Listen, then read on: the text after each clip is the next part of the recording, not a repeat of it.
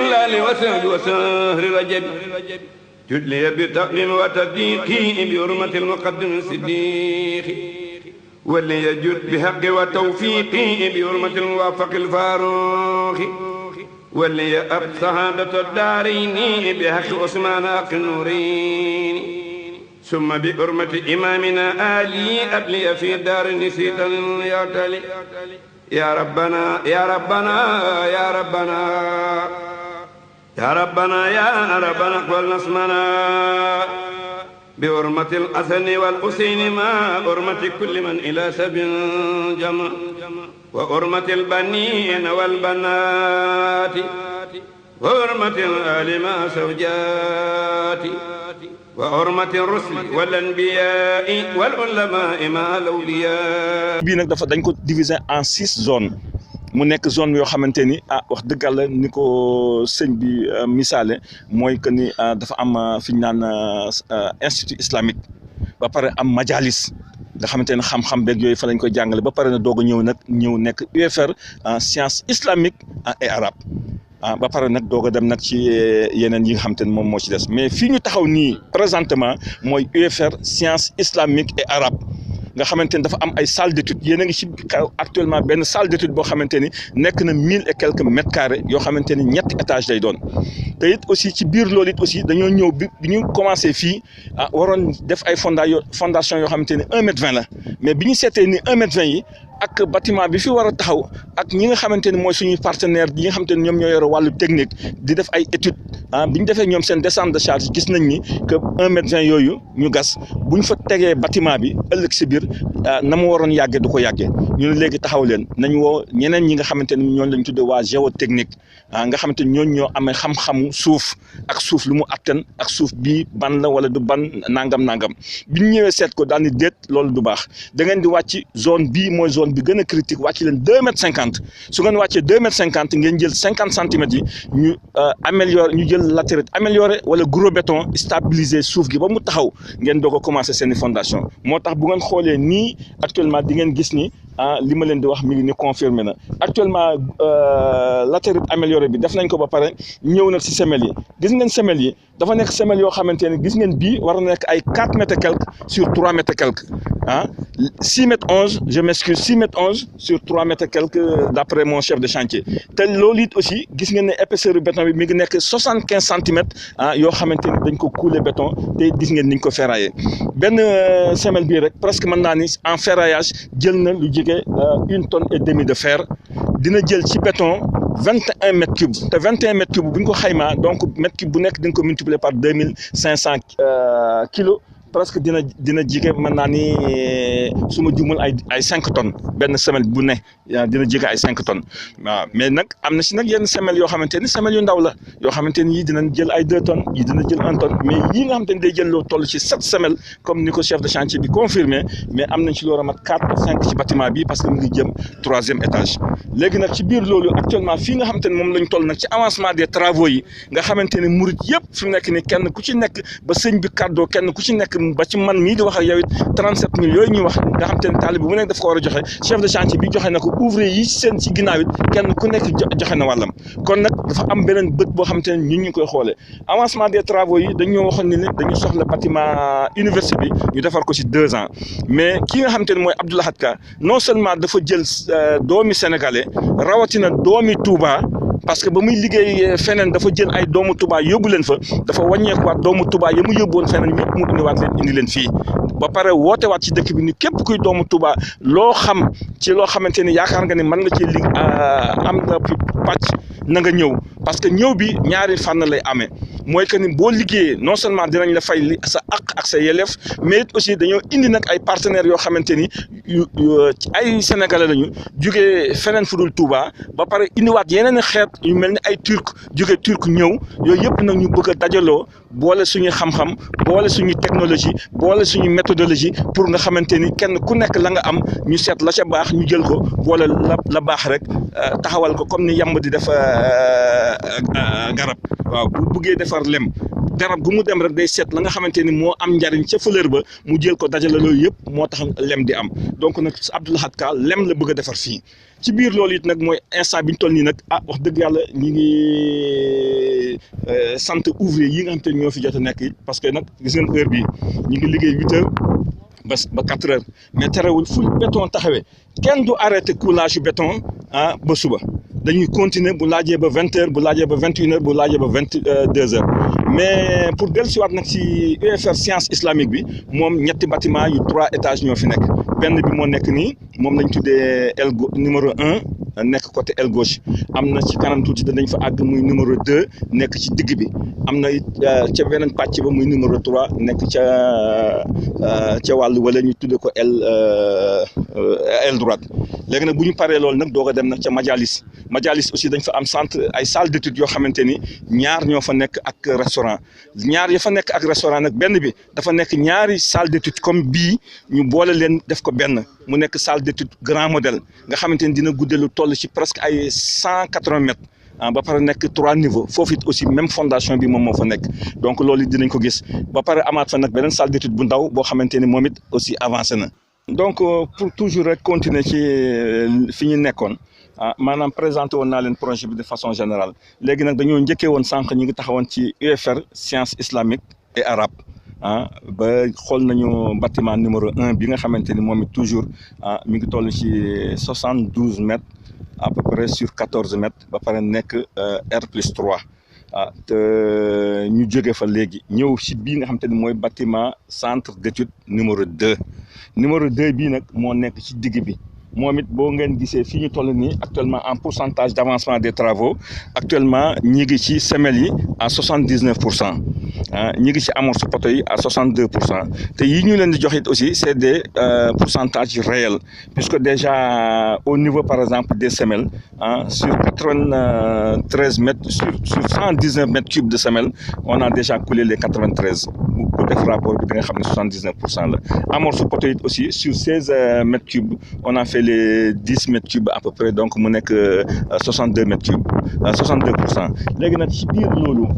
di leen xamal ni la ma leen waxoon fële rek moo nekkaat fii man ngeen ko gis nii bi nga xamante ni coulé nañ ko ba pare donc c'est des fondations yoo xamante ni wax dëgg yàlla bâtiment yi fi nekk yëpp ay bâtiment R+3 la mais ñun ñu yàgg liggéey ak yàgg a fekkee gis nañ ni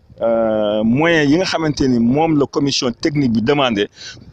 ñu bañ a yem rek ci 3 niveaux moo tax ñu demee def descente de charge boo xamante ni du ma leen mën a wax ni leen tant de étage la mais dañ ci sóoraale ëllëg li dal jumaa ji dal yeneen gox yi ci biir Touba dina dalaat fii parce que ñun suñu génération la ñu liggéeyal waaye nag ñu ngi liggéeyal nag aussi génération bi nga xam te ni ñu ngi war a ñëw ëllëg ba nga xam te ne bu ëllëg jotee bu ñu ñëwee bu ñu bëggee teg dara ci kaw dinañ ko fa teg te it aussi bu ñu bëggee soppi mbub mi it dinañ ko soppi te duñu am benn jeexi jaaxa moo tax bu ngeen xoolee poteau yi ñu fi def nii ci bâtiment 3 étages xam ngeen ni wax dëgg yàlla moyens yi teg nañ ko fi te lii lépp it nag sëñ Mountakha Bassirou ki nga xamante ni mooy suñu xalif ñun ñëpp actuellement moo joxe ndigal boobule voilà. fii à peu près ça fait 1200 mètres carrés sur maintenant répété en 3 niveaux donc ça fera à peu près 3000 et quelques mètres carrés waaw muy bâtiment UFR science islamique bâtiment numéro 2 nekk ci digg bi. fii ñu toll nii actuellement moom mooy aire de préfabrication des agglos il est bien vrai que nag agglos yi sax. dafa nekk agglo yoo xamante ni ñuy liggéeyee bâtiment yi ak ni ñuy defaree maanaam semelles yi maanaam mooy dàll yi ak ni ñuy defee poteaux yi li nga xamante ni mooy tànk yi ak nga xamante ni ba pare ceinturer ko ba pare nag def ko ay poutre dal mu jóg ci kaw normalement nekk na loo xamante ni briques yi daanaka bariwul ci solo parce que briques yi dafa mel ni loo xamante ni ab tapaat la rek mais terewul nag ñi ngi liggéey briques yoo xamante ni dafa mel ni ay briques porteur la moo tax boo gisee machine bi ngeen gis nii actuellement loolu moom moo ko waral briques yi ngeen gis nii fi mu nekk nii dafagul ñaari fan démb lañ leen liggéey bon am na loo xamante ni nag dolliwaat nañ ko ci nag ci wàllu xarañ parce que bis bu nekkit aussi ñuy dolliwaat xalaat suñu xel dem na ci ndaxam mais terewul nag équipe bi nga xam te ñoo fi nekk te di équipe technique bi dañuy demander pour ñu samp fi ay poto mbaar ko def fi ay krentendeng pour que benn brique du woow ci naaj waaw moo tax yi nga xamante ni ñu ngi ko jot a liggéey te mbaar mi ñëwagul luñ ci brique rek bu naaj bi tàngee rek dañ koy muur ba pare nag arrosé ko ba mu tooy. donc toujours ci même continuation bi rek ci la ñu nekk parce que ba léegi ñuy wax ak yéen ñu ngi ci UFR sciences islamiques et arabes bi ma leen waxoon ni leen ñetti bâtiment ñoo fi nekk yoo xam te ñooy bâtiment essentiel ci première phase bi jot nañoo xool salle d'étude numéro 1 bi ñëw ci salle d'étude numéro 2 bi moo nekk ci digg bi léegi ñu ngi ci salle d'étude bi nga xamante ni mooy salle d'étude numéro 3 bi ñëw ci beneen wàll bi salle d'étude bii nag dafa am tuuti rek loo xamante ni moom moo ci nekk mooy que ni ci plan bi nga xamante ni mooy plan de masse université bi biñ ko defaree ba pare ndakate dañoo ñëw ñu fekk fii benn forage boo xamante ni bi ñu implanté bâtiment bi gis ngeen piquet yi nii gis nañ ni que bâtiment bi ak forage bi daanaka ay 2 mètres ki 3 mètres la woon te forage bi xëy na ndaxam sax ma nga ba 300 mètres ci suuf lay jëlee ndox waaye nag on ne sait jamais bis dina ñëw ndox moom muy jël bu koy muuc di ko xëcc li ko jege kenn ku nekk di nga xam ne que toujours dafay mel ni suuf si day wàcc te boo jëlee bâtiment ñetti étage nga teg ko fa mën naa bañ a def dara ren déwén ak déwén jéeg mais mën na toog fii ak juróomi at wala fukki at ndox ma wàññeeku bâtiment bi daal di xaw a rës mu indi ay fissure wala leneen am ci tey suñuy doom ak suñuy sët ak yu mel noonu moo fi nekk te it bu boobaa it aussi dinañu kan moo ko liggéeyoon moo tax biñ fi tolloo ba ñu tracé ko ba pare amul benn bâtiment boo xam te nag tracé nañ ko ba pare bien que ñun ñooy techniciens yi te Abdou Lahad Ka en personne du ñëw fii xool ànd ak it aussi ñi mu war a àndal surtout nag rawatina ci yenn sëriñ si ñu def ñaanit pour que li nga xamante ne moom la ñu sumb te sëñ Mountakha digle ko vraiment yàlla musal ñu si seytaane ba ñu àggale ko ci jàmm mais biñ defee loolu ba ñëw fii ba tracé bâtiment yi ba pare ba waroon ko gas ñu gis ni dafa jege forage bi ci la ñu toog ñun nañu woote bi ñu woote ñu woo waa Aynu Rahmati woo waa hydraulique bi ñu ñëwee ñu bokk ko saytu xool ko ñu ne bâtiment bi kon na ngeen néggandiku ñu def ci ay waxtaan biñ ci defee ay waxtaan ba bërki ba semaine ba la passé ci lañ mujj arrêté ni daal li ngeen loolu Abdou Lahad Ka signalé leen ba ngeen teg seen baaraam tax ngeen woote loolu nekk na bâtiment bi na bàyyi lu mu gàtt fukki mètre ak ñaar ba fukki mètre ak juróom na ko bàyyi forage bi ba nga xamante ni au moins dina nekk loo xamante ne bu amoon benn genre mouvement dina xaw a bàyyi bâtiment bi loolu moom moo tax na bâtiment bi xaw a am tuuti retard ba tey si suba la gaa ñi ñëwaat ci encore ba puusaat nañu bâtiment bi des na rek ñu def PV bi nga xamante ni mooy wane ni confirmé nañ dëggal nañ ni fii ngeen ko war a def baax na ñu signé ko rek ñu daal di tax toujours pour continuer rek ci li nga xamante ne lañ nekkoon muy toujours ci université Touba bi donc jot nañoo xool UFR sciences islamiques et arabes gis nañu ñetti bâtiment yi ba tey jii actuellement ñu ngi toll ci zone bi ñuy wax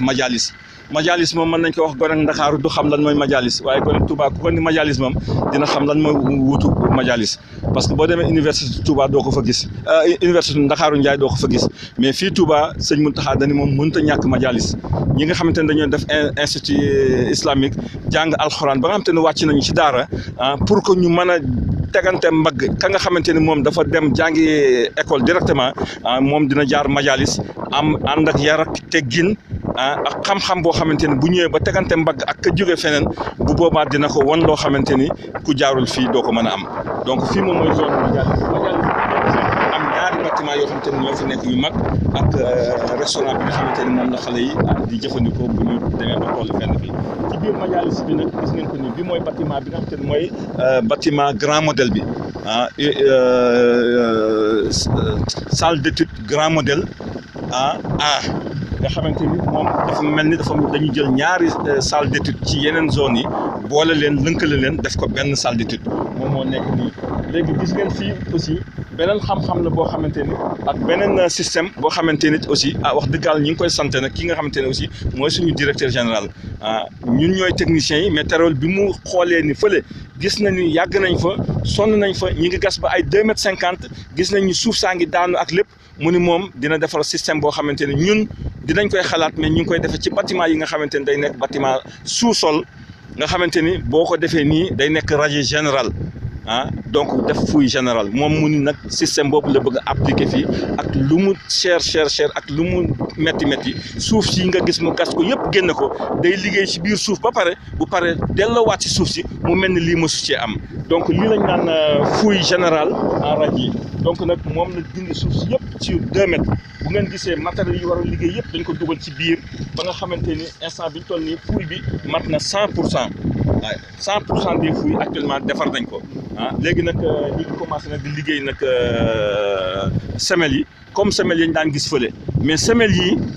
nga gis ni fi mu nekk nii mën na fee toog ba carré fondation bi pare ku ñëw di nga jàkkaarloo ak moom contrairement ak fële parce que fële ay pax la woon boo liggéey rek boo xëyee suba mu suulu mais bii moom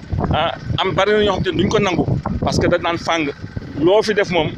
ku ñëw dina ko gis kuy photo dina ko photo kuy xool dina ko xool tant que parewuloo donc lu leer nañ ñi rek moo fi mën a nekk moo tax nag rawatina jamono yële passé waxoon naa leen ni leen am na ku ñuy wax Salif Diallo nekk coordonnateur technique nga xamante ni mooy dox diggante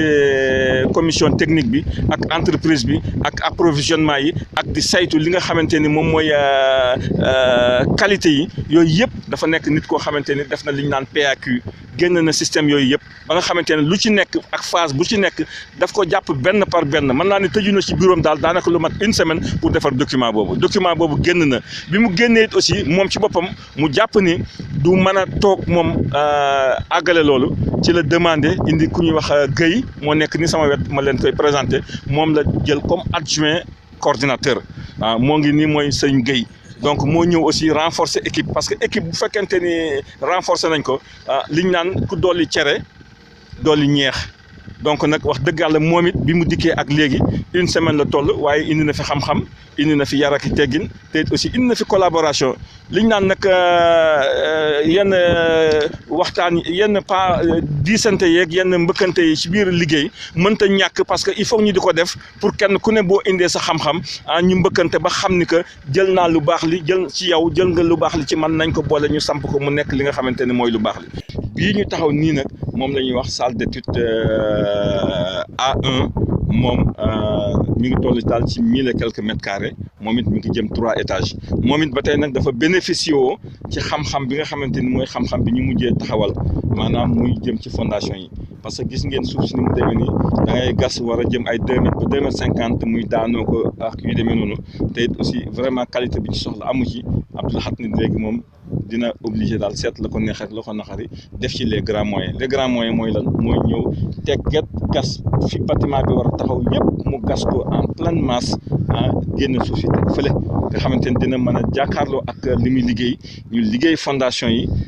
ba mu jeex bu boobaa ñu suulaat ko ba mu normal compacté ko ba nga xamante ne bu ñu si tegee ay carottes ak leneen bu ëllëgee di def benn affaissement donc mooy pax mi ngeen gis nii bii moom it fi mu nekk nii bant yi ngeen gis nii commencé nañu daaj chaise yi donc fii ak semaine prochaine bu nga ñëwee di ngeen fekk ni exactement la ñu liggéey fële rek moom la ñuy liggéey fii mais ci meneen anam am na ci ay semelles yoo xamante ne dina dem ci 4 mètres cubes yi ci gën a tuuti am na yoo xamante ne dina dem ba ay 20 mètres cubes ci ay semelles yu bokkul yoo xamante ni nag semelle moom ci ñi ko xamul mooy aw dàll rek dàll yu nga xamante ni mooy ci la ñuy samp jën yu mën a taxaw nga xamante ni bu ëllëgee ak poids bu bâtiment bi mën a am awliyaahi wa urmatil malaa'ikil xuril kiraam wa urmatil kahbati baytikal araam wa urmatil baytil muqaddasil asiim wa bi madinati rasuulikal kariim wa baytikal mahmuudi yaa rabbi wa maa yasuru min malakin fawqa samaa